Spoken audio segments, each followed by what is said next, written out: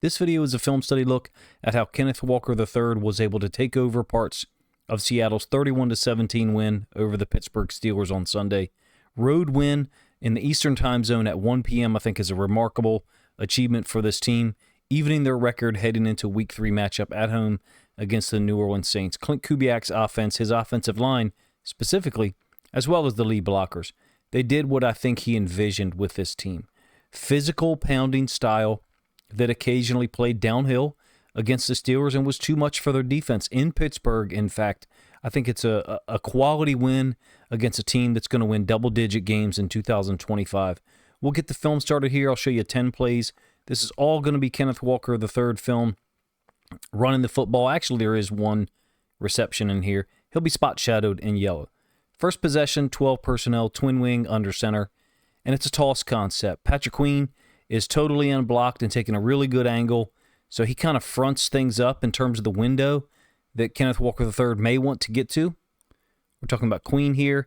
In addition to that, Cam Hayward, brilliant, physical, strong football player even at his age. And then when Walker tries to cut it back, TJ Watt is there as well. That's really what Pittsburgh wants to do against the run. Have seen them in the past get worn down physically, including the playoff loss in Baltimore last year in the AFC playoffs.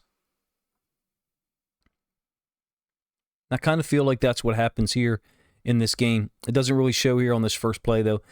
Hayward's going to slip in between the left guard and the left tackle and then really kind of front up Walker. That, along with Patrick Queen flashing through, is going to cause Walker to cut back. He sees the other team's color jersey.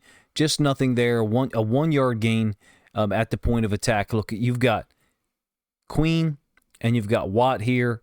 Hayward, all three really high-level players. Watt and Hayward being, borderline Hall of Fame type players. Queen not on that level. The point is they've got a lot of talent on that defense, and things didn't start off extremely well with the run game. Certainly not that particular play. Some added hits, in fact, on Walker at the end of the snap or right before the whistle. My point is things didn't start off beautifully for Seattle's offense on the first couple of times they tried to run ball right at him. Kubiak stayed with it. He stayed with it throughout the entirety of the four quarters, and I think that's what you're going to get in 2025. Still the first possession. They do, in fact, score here, and it's a 21 personnel group. Kind of hard to see, perhaps, Kenneth Walker III taking off to the top side of our screen or the left side of the offense, and then a really nice job, if you ask me, by Cooper Kupp with his angle to go get the corner here on the backside. But getting back to Kenneth Walker III, you get your classic run action to one side with the possibility of a boot in the other by Sam Darnold. Downhill cut, and I feel like the right half of this offensive line did a really nice job oftentimes with the run concepts that originally began to the left, and then Walker kind of cut them back or brought them back to the right-hand side, downhill, if you will. That's Kupp on the backside. When Walker brought it back over there, we'll give you the end zone angle of this play. And I think that, again, the right tackle, right guard combination did a really nice job on run plays that began to the left and then kind of came back to their side. Watch the right tackle go get 41, Peyton Wilson. This is Lucas, the right tackle, 72, going to get Peyton Wilson, and then in addition to that, fullback is cutting Watt off on the backside because of the angle that Kupp takes, kind of looping in here to ensure that the corner doesn't become involved. He'll end up dealing with the corner, helping Walker generate another 5 yards. The Seahawks couldn't get Charbonnet free this week. A real role reversal from the week before. Walker picked up the slack. I don't know about you. I think it's an asset to have two guys of this caliber. I don't really get into the either-or discussion because I think you're going to need both of them throughout the course of a 17-game season. Moving forward here to the fourth possession, it's a 1st and 10, 21 personnel group. And this is your double toss concept where they're trying to double the edge defender. In this case, it's Nick Herbig with the front side tight end and then the fullback / tight end who goes in motion. Now, that's not necessarily what happens here. This is a supremely athletic play by Walker as he'll jump through or leap over the top of defensive tackle who's downed. But let's pull this back for a moment and see the outside linebacker. Herbig does get expanded by the front side tight end. Fullback can't get there. The fullback actually ends up laying hands on his own teammate. And then it's Gray Zabel and the left tackle Cross dealing with this defensive tackle that end up kind of dumping him to the ground. And lo and behold, that's the guy that Kenneth Walker III leaps over the top of.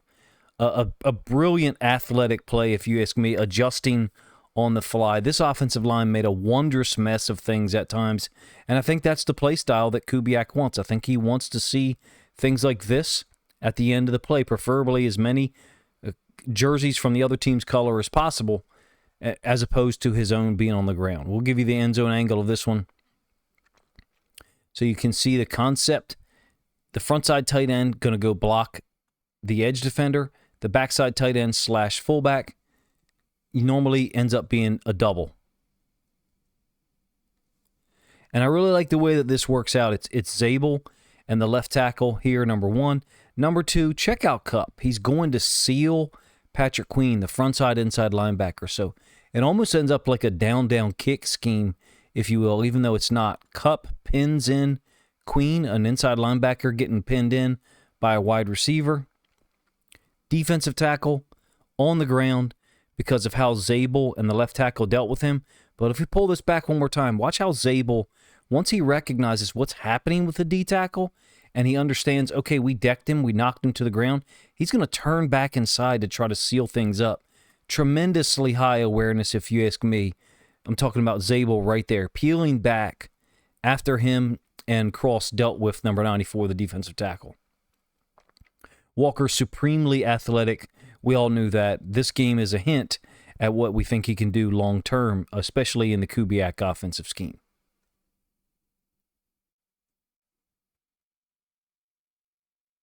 We're still into that fourth possession. Walker is nearly going to pick up this 3rd and 15. He's going to chip the edge defender, which is Herbig. The angle of that initial line isn't exactly perfect. It's a mesh concept almost with the backside tight end running a drag concept from the top side of our screen to the bottom. It's a cover 3 from the Steelers, really in a 3rd and long. This safety is inserting or buzzing down to the right hash. You can see Walker has chipped, and now he's going to release to the other side of the field. Darnold moving or shifting to his left is going to find him. And really, with all this space and only one defender, I thought the first time I saw this, I was like, all right, we got this. We're going to be able to pick this up. And Walker gets close, right? But because of his athleticism, his ability to make people miss, I thought he would kind of press the sideline more and try to expand that guy. But he's just trying to widen him up a little bit and then go downhill. So it is a smart move, if you ask me, by Walker. I'm not criticizing it at all. I'm actually giving 55 credit for holding him to only a 14-yard gain and setting up a 4th and 1 where Mike McDonald chose to punt.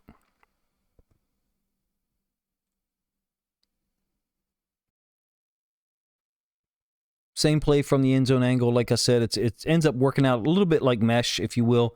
There's Walker kind of punching Herbig or trying to punch Herbig to the inside.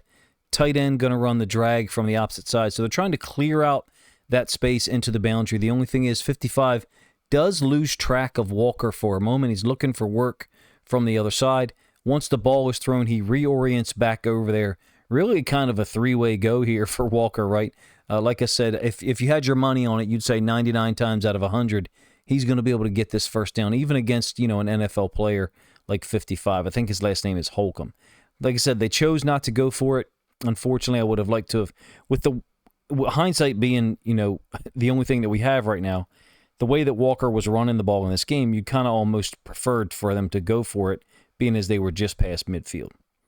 5th possession is a pretty long one. Ends in a touchdown pass to, I believe it's Barner. 13 personnel Trey Wing. Man, they utilize this like a hammer. Trailing 14-7 as they begin this possession. There's the 3 tight ends. And big lanes opened up, as I kind of said in the lead-in, to run concepts that began to the left, but then kind of bent downhill, if you will, off those blocks, the backside of the offensive line scheme, essentially the right tackle, right guard position. Once again, it's Lucas, the right tackle, and he's worked up to the inside linebacker. Also, I think a really nice job by these tight ends to deal with 94 on the backside, creating that big lane for Walker to cut down off of. I think Kubiak at least has identified a strength of this team in terms of zone schemes, whether it's inside zone, outside zone, whatever, and that's going to the left, whether it's Walker or Charbonnet. It gives those guys the ability to cut downhill off of it. Here's the concept, the way that it works. Now, Lucas is actually getting Queen. Queen's just going to be over here because he's going to flow with the movement, the initial flow or direction that Kenneth Walker III takes. These cutoff blocks or these backside seal blocks are excellently done, if you ask me. It's the tight ends on the defensive tackle that really impresses me. 81, I think, is dealing with Watt. So these guys have closed off that backside completely. A little bit of boot action by Darnold this game, more than we saw in week 1. I'm happy about that. And then Walker is weaving through. I think Peyton Wilson finishes him off. Really nice job by the right tackle once again to get up to the second level.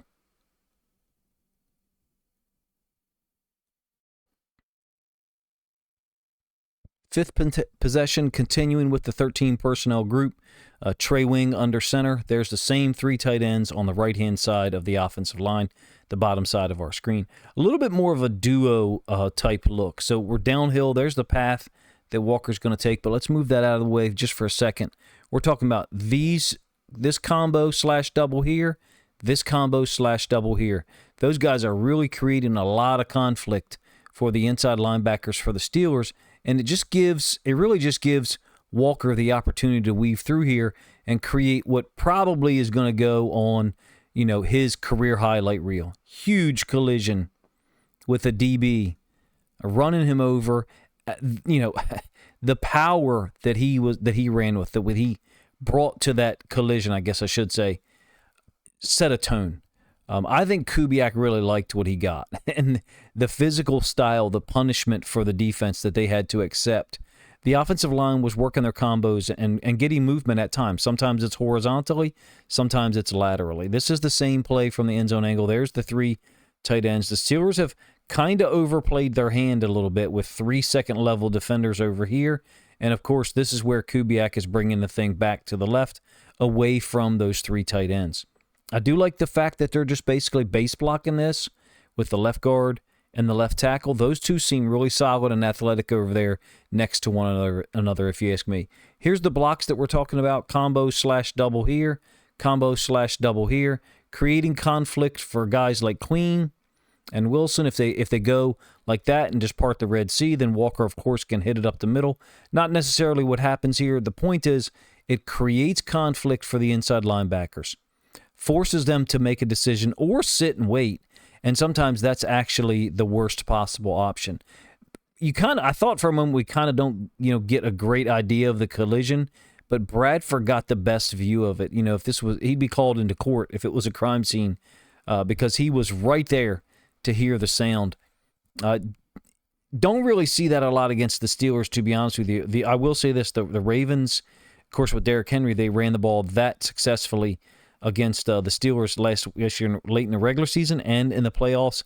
This is a new brand of football for Seattle, and in my opinion, you can see the game plan. You can see the overall structure and strategy working out, especially after a performance like this one from Kenneth Walker III. 12 personnel group still on that fifth possession.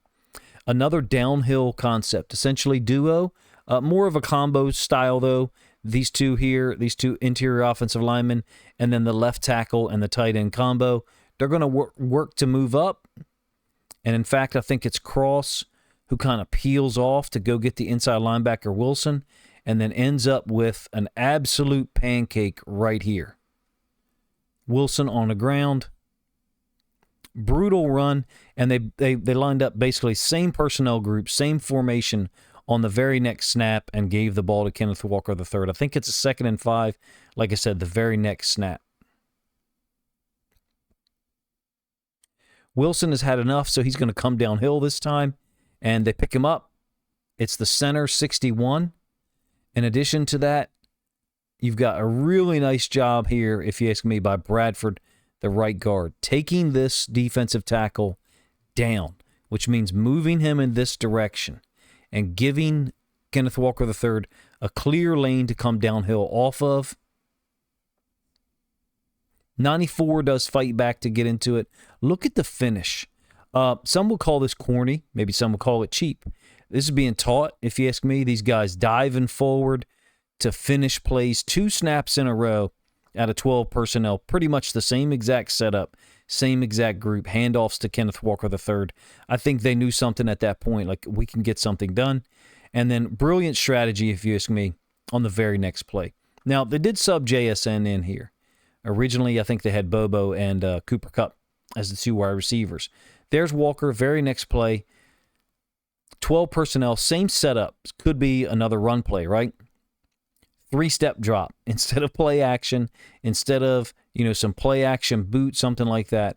I really do kind of like this because it's a drastic difference. And you see some evidence that a couple of the guys on the Steelers side are a little bit tired. But in any case, there's Sam Darnold looking right at the tight end, Barner. I like how it worked out, man. They ended up tying the game at 14. Out of this 13 and 12 personnel group, utilized heavy personnel to get down the field. I heard and read comments prior to the regular season starting. Oh, you're not going to be able to survive in 12 personnel. You're not going to be able to survive in 13 or 21 or 22. In addition to the strategy that Kubiak used that I think he deserves credit for, also want to praise the offensive staff's decision to keep Walker on the field there. They rode him a lot on that drive, on that possession, to tie it at 14. And in fact, ran it 2 plays in a row, 5-yard gain, 5-yard gain. Kept him on the field. Smart coaching. They're not going to run with him. Let's retain him as a threat, a decoy, if you will, on this very next play, the touchdown pass to Barner that tied it up at 21. I think they deserve some credit for that.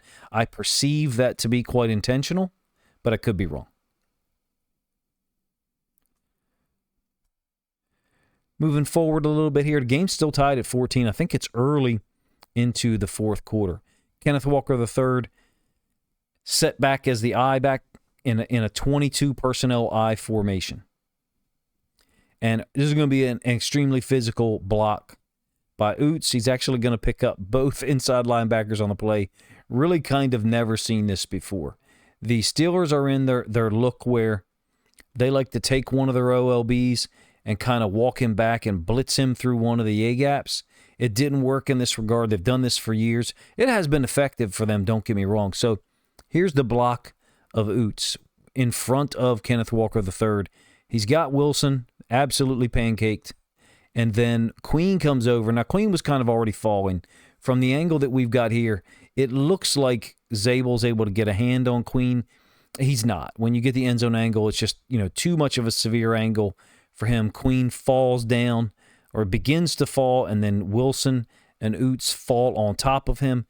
Still an incredibly physical play, a tone setter, if you will. Same play from the end zone angle. So this is the combo I'm talking about by Zabel, and he's trying to get up to Queen.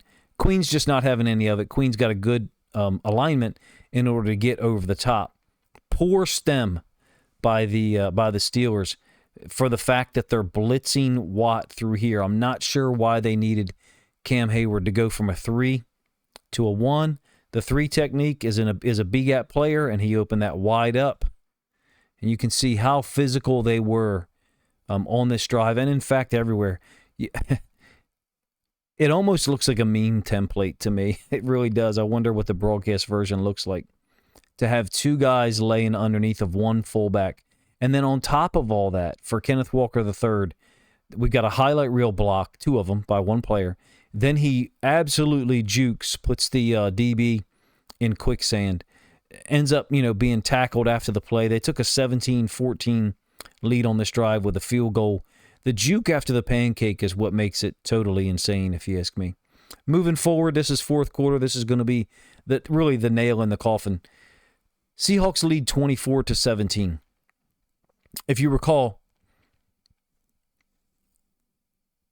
they were able to take a 17-14 lead, and then the ensuing kickoff, Halani recovers in the end zone, right, to make it 24-14. Pittsburgh fought back 24-17 at this point. It's a 3rd and goal from the 19. This one really puts a nail in the Steelers' coffin. The way they're trying to get this done, or the way they do get it done, pin pull pitch. So they're blocking down on the OLB. JSN is trying to get a piece of Wilson. Kind of misses in that regard. Wilson goes underneath, though. So at least JSN, lost to the correct side. We're talking about right here, forcing Wilson to go underneath, because this run concept ends up bowing to the outside. Kenneth Walker the third following Charles Cross to the edge. A really nice job as well, I think, by the center and left guard combo. But here is Charles Cross on the lead. Remember, he pulled wrap to the outside. He's getting the force player. That is your left guard, Gray Zabel, all the way out there inside the 10-yard line. And that is what Kenneth Walker III is able to cut off of. So just great athleticism. I know Bradford is not a great athlete. Abe Lucas isn't looked at one either. But those guys got the job done, putting a stamp on the win. We'll give you the one more look from the end zone angle. Ball's on the left hash for the offense, right hash for us, because we're on the opposite perspective. It's 3rd and goal from the 19. So here's the scheme once again. Pin down block on Herbig, wrap by the left tackle. But pay attention to the work that's being done here with the left guard and the center combo. And how they're dealing with 91. Center is able to get a draw when he's losing. And what I mean is he's out leveraged completely. This is a 2-eye for the defensive tackle. He shouldn't be able to do this. So the fact that he's able to get a draw, get even with him, if you ask me, is really a win. And then Zabel works up immediately. Maybe there's a little bit of a stab on 91 to help push him down to the center. Zabel looking inside for work, doesn't find any, so averts his eyes downfield. There's the block by Charles Cross. I think this is Kubiak want. This is what Kubiak wants from the offensive line, from the whole damn offense, really, in terms of effort and willingness to run block. And you do see markers that everybody out there is playing for each other. 19-yard touchdown. Walker's like, I hate to be corny and say this, he's almost like flying in midair, or trying to at least, by kicking his legs, running them. A really cool moment. I wasn't able to watch the game live. We were traveling and was barely able to watch the Ravens game live and then do a reaction video about it. So my apologies, I couldn't get anything out a little bit earlier than some of this stuff. I think Walker finished with 13 carries, maybe 12, 105 yards, 8.1 yards per carry. They get the Saints next week. You would think that the Saints are going to be familiar, right, with the Kubiak scheme. So a different type of challenge there. But I really think the duo of Walker and Charbonnet in this offense, it gives you a lot of options, gives you security. Think, like relief pitchers in the bullpen, just guys who can come in and throw their fastball as much as they want because they know they're not going to be asked to throw 3 innings. Well, Walker and Charbonnet can rotate off of each other and keep each other fresh in this offense, I think. There will be a game when both of them get it going. Both of these guys are at 100 yards or 70 or 80, each. This one, Walker clearly led the way. I think the offensive line was working hard. The execution looked really good, in my opinion, against a Steelers team that I've seen them break against the run before. It happened twice last season, in fact. Once in Baltimore late in the regular season and then again in Baltimore in the playoffs a week later. They are they're an improved group, the Steelers, overall defensively. The front 6, front 7, to see Seattle kind of chew them up at times when they wanted to, especially out of 12 and 13 personnel, was really interesting. I think Walker's going to have a good year. The week 1 situation was less than ideal for him. I get it.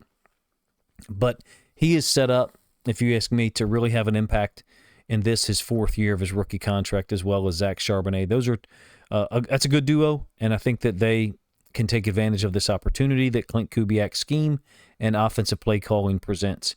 If you guys enjoyed the video, please let me know in the comment section, number 1. If you think I missed some plays that were important, feel free to let me know in the comment section as well.